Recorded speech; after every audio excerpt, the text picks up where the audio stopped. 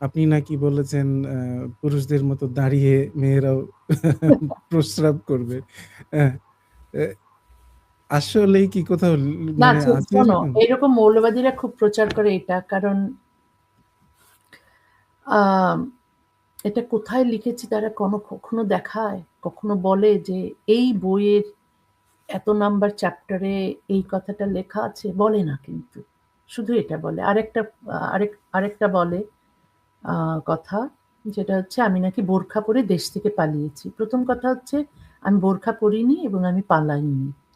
আমাকে সরকার আমার ঘর থেকে বের করে, মানে পুলিশরা এসে আমাকে ঘর থেকে বের করে 94 সালের 8 অগাস্টের 8 তারিখে মধ্যরাতে আমাকে বের করে নিয়ে যায় এয়ারপোর্টে, একেবারে প্লেনে বসিয়ে দিয়ে আসে। আমি বোরখা পরবো কেন, আমি পালাবো কেন? অনেকে আমাকে বলেছিল যে যখন আমি হাইডিং এ আছি, মোল্লারা মোল্লারা ওখানে লক্ষ লক্ষ মোল্লাদের ইয়ে হচ্ছে, লং মার্চ হচ্ছে, মিটিং হচ্ছে, আমাকে যে করেই হোক তারা ফাঁসি দেবে, সরকার যদি না দেয় তাহলে তারা আমাকে খুঁজে বের করে নিজেরাই দেবে। তখন আমাকে অনেকে বলেছিল, শুভাকাঙ্ক্ষীদের মধ্যে কেউ কেউ, যে তুমি পালিয়ে যাও দেশ থেকে, কারণ তোমাকে বাঁচানো সম্ভব হবে না, এবং এমনকি লয়াররাও ভয় পেয়েছে আমার জন্য দাঁড়াতে। তখন বলছে তুমি পালিয়ে যাওয়া ছাড়া উপায় নেই, বোরখা পরে চুল একটা উইগ পরে তুমি পালিয়ে যাও। আমি বলেছি না, আমি ফেস করব, আমি কখনো পালাবো না, আমি অবৈধ কাজ করব না, এবং আমি বোরখার বিরুদ্ধে আমি কখনো বোরখা পরবো না। এখন নিন্দুকেরা যদি বলে তাহলে কি করে আমি কতবার লিখেছি এটা, এগুলো মিথ্যে কথা, কিন্তু কে শোনে কার কথা? তারপর ধরো ওই যে দাঁড়িয়ে পেচ্ছাপ করা, কোনোদিন দেখাতে পারে না, আমি লিখেছিও, বলেছি যে এগুলো কথা আমি কখনো লিখিনি। আর এটা কি খুব কথা নাকি, খুব জঘন্য কথা নাকি? কেউ যদি বলেও, এখন তো আবিষ্কারও, এখন তো মেয়েদের দাঁড়িয়ে পেচ্ছাপ করার তো এই যে পাবলিক টয়লেটে গিয়ে যেন মেয়েরা না বসে, ইউরিনারি ইনফেকশন হচ্ছে, এই জন্য বেরিয়েছে তো, মেয়েরা যেন বিশেষ দাঁড়িয়ে পেচ্ছাপ বিশেষ করতে করে পারে। পশ্চিমা দেশগুলোতে কনসার্ট যেই জায়গাগুলোতে হয়, অনেক জনসমাগম হয়, এখানে কিন্তু এটা এখন হরহামেশাই ব্যবহার হচ্ছে।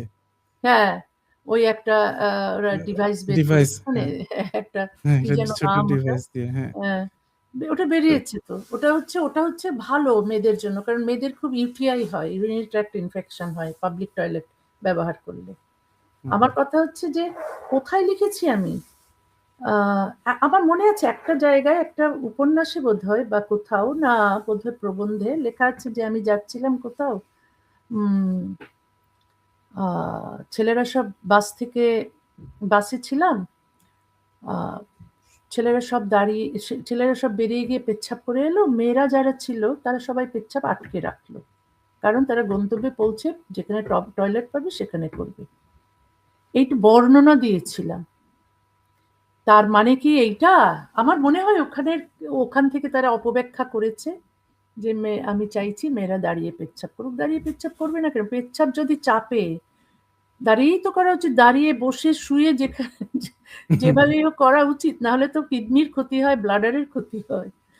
কিন্তু কথাটা হচ্ছে যে এটা তাদের, আমাকে আমাকে নিন্দা করার জন্য এটা তারা ব্যবহার করেছে, এই বাক্যটা, এরকম কোথাও লেখা নেই।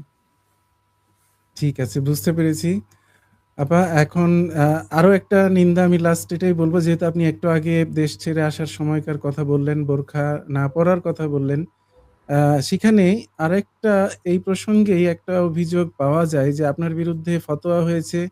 এটা তো ভয়াবহ, ঠিক আছে। কিন্তু আপনি নির্বাসিতও হয়েছেন, আ সেটাও ঠিক আছে। কিন্তু তারপরও অনেকে দাবি করে যে আপনি উত্তেজনা কমানোর কোনো পথ বেছে নিলেন না কেন? অর্থাৎ প্রশমিত মানে আপনি পারলে তো ওই যে মৌলবাদীদেরকে প্রশমিত করার কোনো মানে ব্যবস্থা তো ক্ষমা কখনো চাইতাম, নেননি। ক্ষমা চাইতাম। এরকমই একদম এক্সাক্টলি এটাই। ক্ষমা তো আমি কখনো চাইবো না, কারণ আমি যা বলেছি সত্য কথা বলেছি।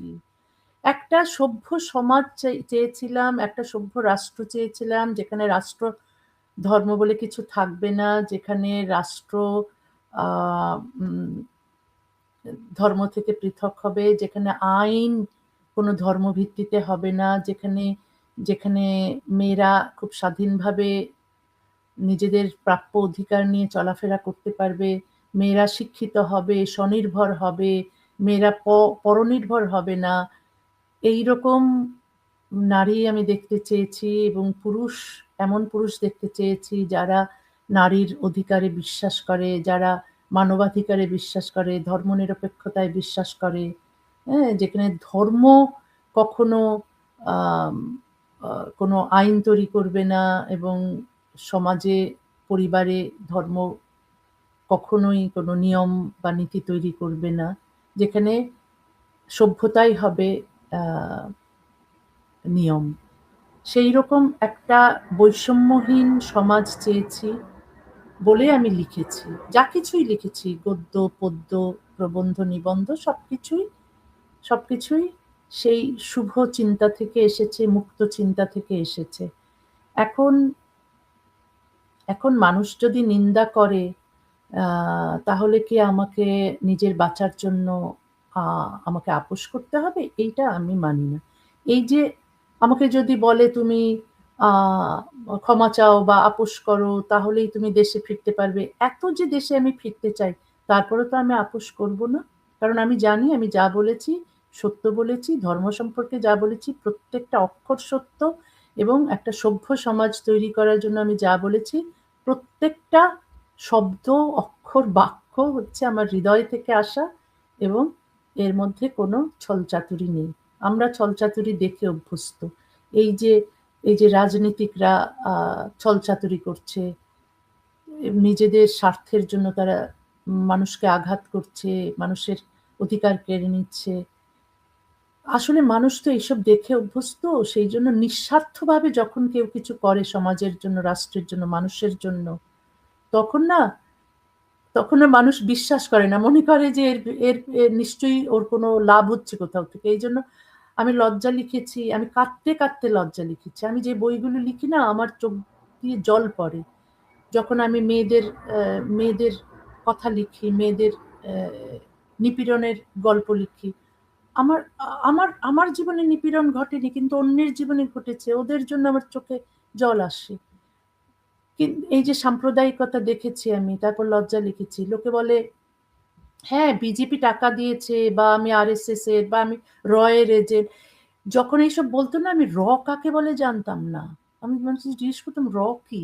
এবং বিজেপি যে অ্যাব্রিভিয়েশনটা, এটা যে কি হয় এটাও আমি জানতাম না। মানে মানুষ কত মন্দ চিন্তা নিয়ে থাকে, সেইজন্য এসব বলতে পারে। একটা মানুষ অসাম্প্রদায়িক একটা সমাজ তৈরি করতে চেয়েছে বলেই তো লজ্জা লিখেছে। সেটা তারা বিশ্বাসই করে না। কারণ হচ্ছে একজন মানুষ নিঃস্বার্থভাবে সমাজের জন্য, মানুষের জন্য এবং রাষ্ট্রের জন্য কিছু করতে পারে, এটা এটা তাদের বিশ্বাসের মধ্যে নেই। কারণ এরকম দেখে অভ্যস্ত নয় তারা। তারা সবসময় স্বার্থান্ধ মানুষ দেখেছে, চতুর মানুষ দেখেছে। সেইজন্য একজন সরল, সহজ, আ সত্য কথা বলছে এবং মানুষের ভালো চাইছে, একটা বৈষম্যহীন সমাজ চাইছে, এটা মনে হয় বিশ্বাসই করতে পারে না। জি আপা, এটাই হচ্ছে তসলিমা নাসরিন। যারা এই অনুষ্ঠানটা দেখবেন বুঝবেন যে কতটা অপ্রাসঙ্গিক এই কথাটা তসলিমা নাসরিনকে ক্ষমা চাইতে বলা, এবং কতটা দৃঢ়তা তিনি রাখেন মনের মধ্যে। আপনার এই উত্তরটা যদি শুনে আমার মনে হয় ২য় বার আর এই প্রশ্নটা কেউ কখনো করবে না। আ আমরা একটা কমেন্ট দেখতে পেয়েছি আপা। আমি একটু আলাদা করে রেখেছি কমেন্টটা। সেটা হচ্ছে, সেই মিছিলে আপনি যেটার কথা বলছেন, যখন আপনাকে তাড়িয়ে দেওয়া হয়, সেই মিছিলে আমিও ছিলাম। আমি জিপের ছাদের উপর বসে আপনার বিরুদ্ধে স্লোগান দিয়েছিলাম। কিন্তু এখন আপনার প্রতি ভালোবাসা জমে উঠেছে। এরকম এটা কিন্তু অনেক অসংখ্য। ইমামও বলে, ধর্মান্ধ লোকেরা, যেমন মাসুদ, আব্দুল্লাহ আল হুম, মাসুদ। ও তো আমার বিরুদ্ধে ছিল, আমাকে মিছিলে ছিল। এ এই যে লং মার্চের পরে যে মানিক মিয়া এভিনিউতে ৪ লক্ষ লোকের, ৪ লক্ষ জিহাদির মিছিল হয়েছিল, এর মধ্যে ছিল। কিন্তু তারপর আমার লেখা পড়েছে, এবং সে নাস্তিক হয়ে গেছে, ইমাম, মুফতি। আরেকজন মুফতির মুখে শুনেছি, এই যে ইমরান, আ সেও আমার বিরুদ্ধে ছিল, আমাকে খুন করতে চেয়েছিল। সেও এখন আমার এখন আমার অনুরাগী পাঠক হয়েছে। এরকম অনেক শুনি। নারী বিদ্বেষী ছিল, তারপর আমার লেখা আমাকে খুব অপছন্দ করত। তারপর এখন নারীবাদী হয়েছে, এমন মানুষের সংখ্যাও। এটাই সবচেয়ে বড় পুরস্কার। তুমি বললে না, আমি অনেক পুরস্কার পেয়েছি ইউরোপ থেকে। কিন্তু আমার সবচেয়ে বড় পুরস্কার, হ্যাঁ, পুরস্কার পেয়েছি অনেক। কিন্তু সবচেয়ে বড় পুরস্কার আমি যখন আমার লেখা পড়ে মানুষ যখন পরিবর্তিত হয়, মানুষ যখন ভালো হয়, হ্যাঁ? বর্বর থেকে হিউম্যানিস্ট হয়, তখন এর চেয়ে বড় পুরস্কার তো আর নেই একজন লেখকের জন্য।